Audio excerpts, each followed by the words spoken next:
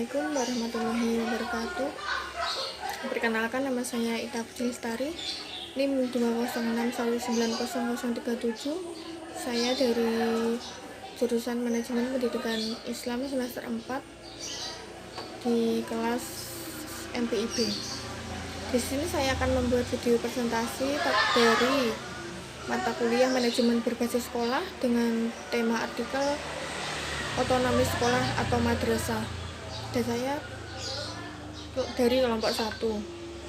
Di sini saya akan membuat artikel tentang judul peningkatan mutu sekolah atau madrasah pada era otonomi daerah.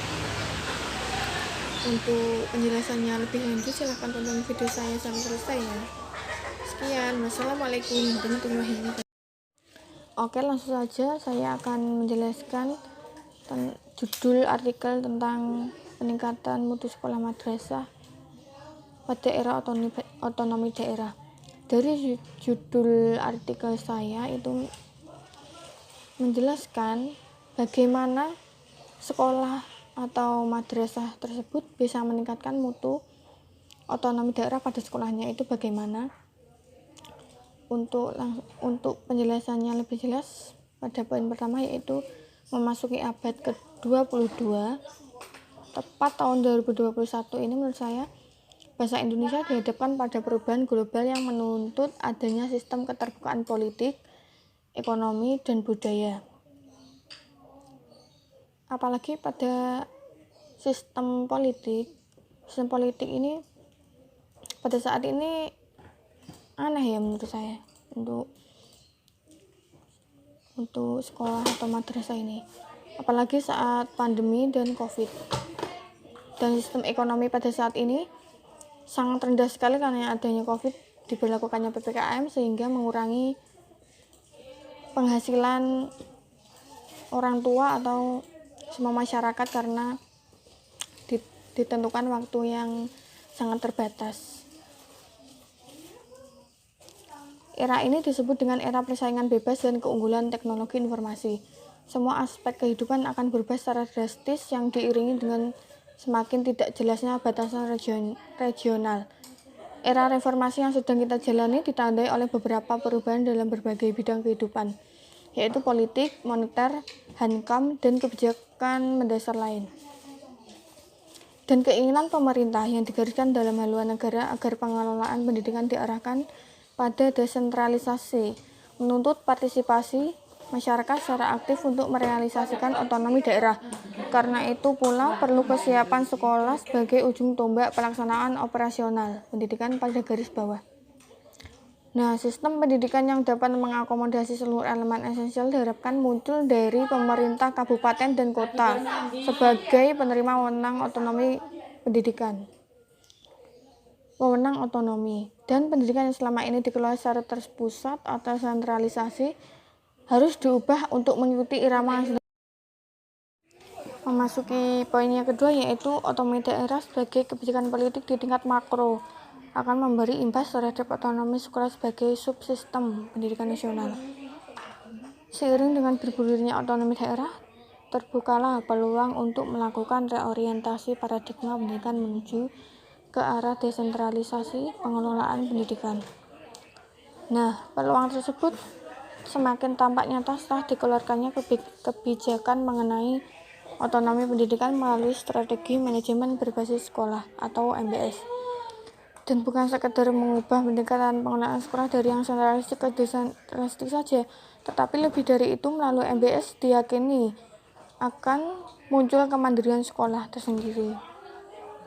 Dalam realitas sejarah, madrasah atau sekolah tumbuh dan berkembang dari, oleh, dan untuk masyarakat Islam itu sendiri. Bukan masyarakat Islam ini, juga ada sekolah yang berbeda agama, yaitu seperti sekolah Kristen atau selain agama Islam. Sehingga sebenarnya sudah jauh lebih dahulu menerapkan konsep pendidikan berbasis masyarakat atau community based education. Masyarakat baik secara individu maupun organisasi membangun madrasah untuk memenuhi kebutuhan pendidikan mereka. Penyelenggaraan, ini masih poin kedua ya, penyelenggaraan pendidikan nasional secara birokratik sentralistik yang menempatkan madrasah sebagai penyelenggara pendidikan sangat tergantung pada keputusan birokrasi yang mempunyai jalur sangat panjang, dan kadang-kadang kebijakan yang dikeluarkannya tidak sesuai dengan kondisi madrasah tersebut atau kondisi sekolah tersebut. Dengan demikian, madrasah atau sekolah kehilangan kemandirian, motivasi, dan inisiatif untuk mengembangkan dan memajukan lembaganya, termasuk peningkatan mutu pendidikan sebagai salah satu tujuan pendidikan nasional. Nah, sebagai dampaknya ada 4 masalah utama yang dihadapi oleh madrasah pada umumnya, yaitu yang pertama, masalah identitas diri madrasah, sehingga program pengembangan sering kurang jelas dan terarah. Masalah jenis pendidikan yang dipilih sebagai alternatif dasar yang akan dikelola untuk menciptakan suatu sistem pendidikan yang masih memiliki titik tekan keagamaan atau IMTAK, tetapi IPTEX atau ilmu pengetahuan, teknologi, dan seni tetap diberi porsi yang seimbang sebagai basis mengantisipasi pembangunan masyarakat yang semakin global. Semakin langkahnya generasi muslim yang mampu menguasai ajaran Islam baik secara kuantitatif maupun kualitatif, apalagi sampai menguasai totalitas ilmu agama atau akidah, syariah, dan akhlak.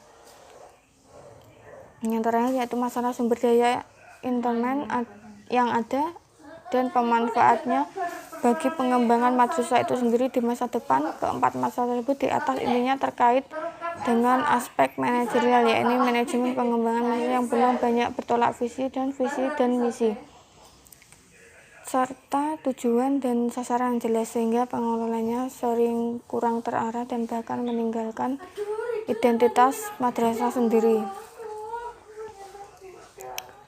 Dan yang terakhir yaitu kesimpulan dari artikel saya, MBS merupakan sesuatu wujud dari reformasi pendidikan yang menawarkan kepada sekolah untuk menyediakan pendidikan yang lebih baik dan memadai bagi peserta didik. Otonomi dalam manajemen merupakan potensi bagi sekolah meningkatkan kinerja para staf, menawarkan partisipasi langsung kelompok-kelompok terkait, dan meningkatkan pemahaman masyarakat tentang pendidikan. Sekian penjelasan artikel dari saya. Wassalamualaikum warahmatullahi wabarakatuh.